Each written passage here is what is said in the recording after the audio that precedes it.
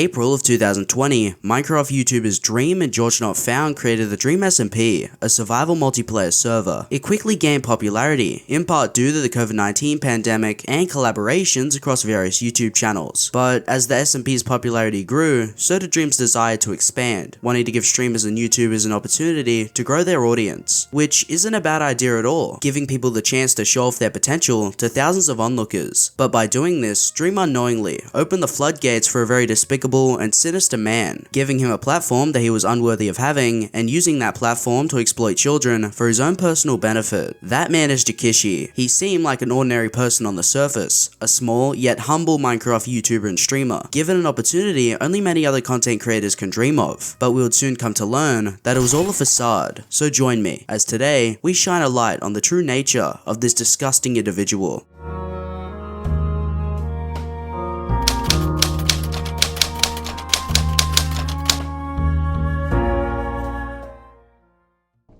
Jikishi started his YouTube channel on the 5th of August 2019. He would make mostly Minecraft related videos, from playing Bed Wars to Minecraft texture pack reviews, and after 1 month of doing YouTube, his channel had hit 100 subscribers. Jikishi would also make a lot of connections in the community, most notably joining a content creator group called The Empire. Meanwhile, his Twitch was doing relatively well, maintaining a solid viewer base. A year later, in 2020, his channel had amassed over 2,000 subscribers, and he had gotten comfortable enough to start showing his face in videos, making microphone and keyboard reviews, and even making merchandise. Then, in 2021, he was handed an opportunity of a lifetime.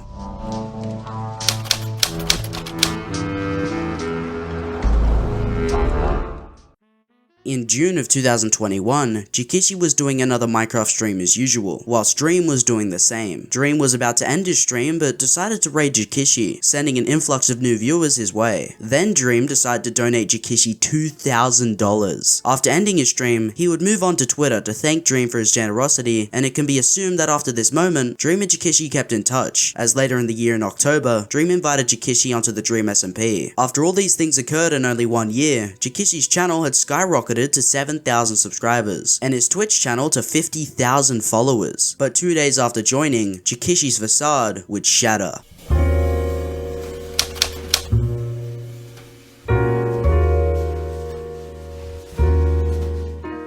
On the 15th of October, a Twitter user by the name of valkcy shared a tweet longer that read, "This isn't going to be easy for me to write. I don't know how to say this, and I never wanted to open up about this because at one point I was very close to this person, and to an extent I still have care for him. However, due to the recent event of him joining a considerably large content creator group and gaining exponentially more exposure, I feel like it's my responsibility to bring this to light in order to prevent this person from taking advantage of more young girls. With that being said, I'll just start from the beginning. When I was about 13, around 2016 or 2017, I met Demetrius through MCYT and mutual friends. Through Skype, we quickly became very close friends. He made me feel like I had a safe space with him, and I trusted him like family. We messaged and called often, talked like best friends for many months, and stayed close over a few years. Over time, the dynamic shifted from nothing more than platonic friends to him being sexual towards me, and wanting sexual things from me. The earliest conversation history I have is from when I was 14 in 2018, and he was 18 to 19.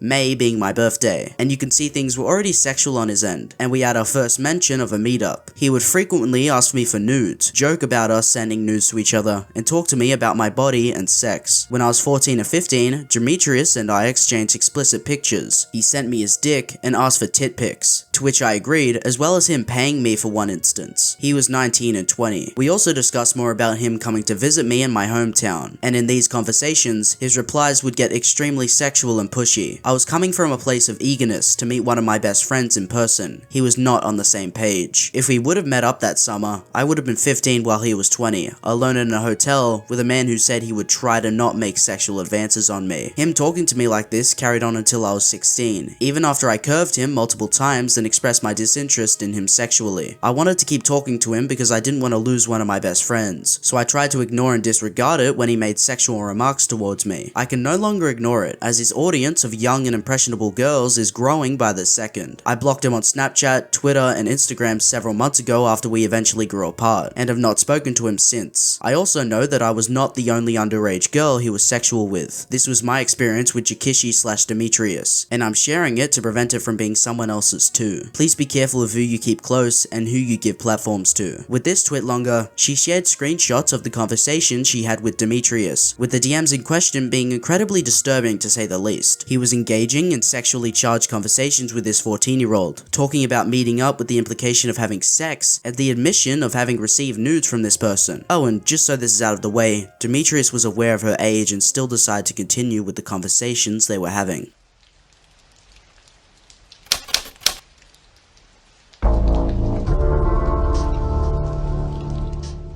A Twitter user by the name of chaoticjaden shared a twit longer of their own experiences with Demetrius, stating, "I honestly never thought I would ever share my story publicly like this. This is something I hate to have to do, but I feel like I should and need to speak out about my experience with Demetrius/Jikishi in light of recent events. This is going to be hard, and I'm scared, but I can't stay silent and watch him gain a platform of other young girls this could possibly happen to. This all started in October of 2016 when I was 13 years old and he was 17. I met him through Minecraft and a mutual friend. We started talking and progressively got really close. We talked every day and eventually started dating in December of 2016. Long story short, we broke up in March of 2017 and stopped talking for a while. We started talking again in January of 2018 and became even closer than we were before. We were best friends and he was there for me when nobody else was. He made me feel safe. I trusted him and I truly believed he cared about me. Our relationship turned from best friends to sexual really quickly. He constantly asked me for sexual favors, including nudes and videos. We exchanged pictures multiple times. He asked me for pictures every day and saved the pictures I had sent to him on a folder on his computer. At this time, I was 14 and he was 19. He was streaming on Twitch during this time and I supported him through everything. I even edited his stream highlight videos and modded for him. Then we started dating again in May of 2018. I broke up with him shortly after this, but he wanted to continue being friends with benefits with me. He still wanted nudes from me and wanted to do things in Discord calls as well. I vocally told him I didn't want to do this, but he asked and begged me anyways, so I did, despite not wanting to. He made sexual comments about me and my body, made jokes and talked about sex in detail all the time. Even when I told him I was uncomfortable with it, he made many jokes, even on his streams about me turning 16 because it was legal in his state. He wanted to make plans to visit me where I lived, and we actually almost met up in California. He explained to me what he wanted to do with me when we met up, describing sexual activities in detail. Since it was illegal, he made me promise to not tell anyone if it happened. It would have happened over the summer of 2018, and I would have been 14, him being 20 at the time since his birthday is in May. After a while, I expressed to him again that I was extremely uncomfortable, and that it wasn't normal for someone who was just strictly my friend to act this way towards me. I told him many times that we were just friends and absolutely nothing else. He would stop for a week and then continue harassing me and begging me for nudes and other things again. No matter how many times I told him I was uncomfortable and wanted him to stop, he didn't. Demetrius was my best friend. I cared about him so much. I didn't want to end our friendship. When I was around 16 and he was 20, I gave him one last chance to stop before I cut him off completely. This didn't last long, and he sent me some nudes even though I told him I didn't want any and it made me uncomfortable. I unfollowed him from everything and cut him out of my life. It hurt me to do this. We were so close. I trusted him with everything and told him things I didn't tell anyone else. We haven't spoke since. He messaged me on my 17th birthday, but I didn't respond. I'm not the only girl Demetrius has done this to. Please be cautious about who you give a platform to. Thank you for taking the time to read. Jaden shared very disturbing evidence to back these claims up. Not only did Demetrius send nudes on Snapchat to this underage girl, but also receive nudes himself. Demetrius was also engaging in sexual conversation with Jaden and going as far as to plan to meet up, even acknowledging the age of consent.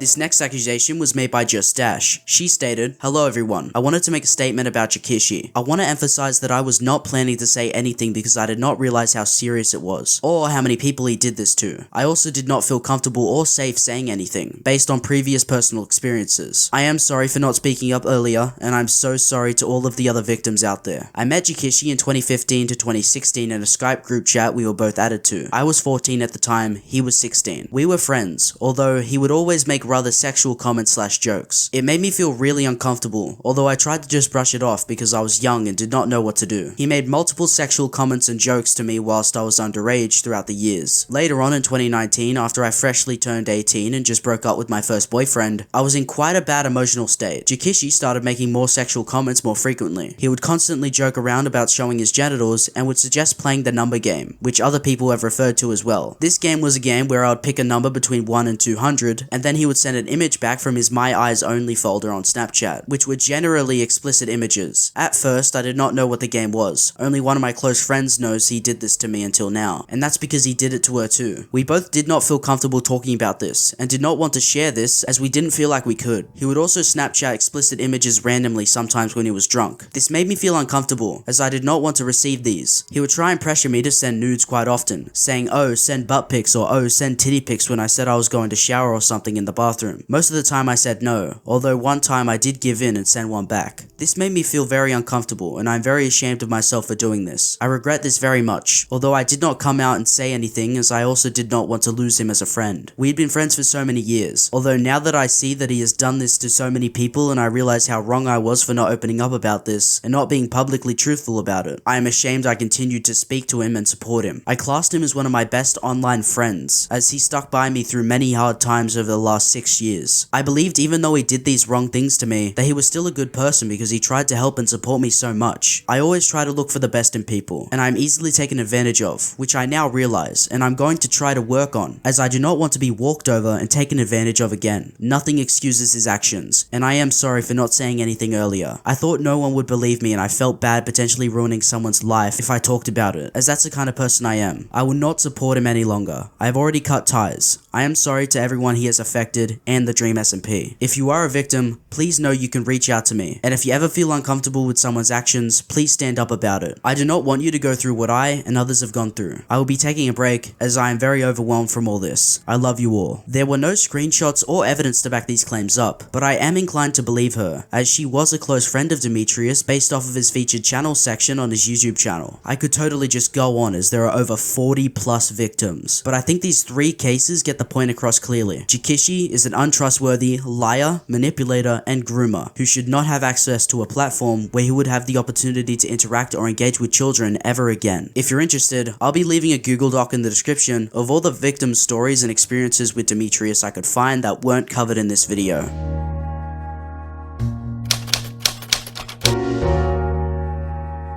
After all these accusations came out, Dream took to Twitter and stated, "Remove Demetrius from the SMP for gross accusations that he also confirmed privately were accurate. No questions, no toleration. Disgusted and incredibly disappointed. Will never let things like this stop me from trying to uplift members of the community and smaller content creators. It's part of what makes our community great. So stick together, be there for people who need it, and always be safe online. Love you." As stated in Dream's response, Demetrius admitted to all of these allegations and subsequently removed him from the SMP.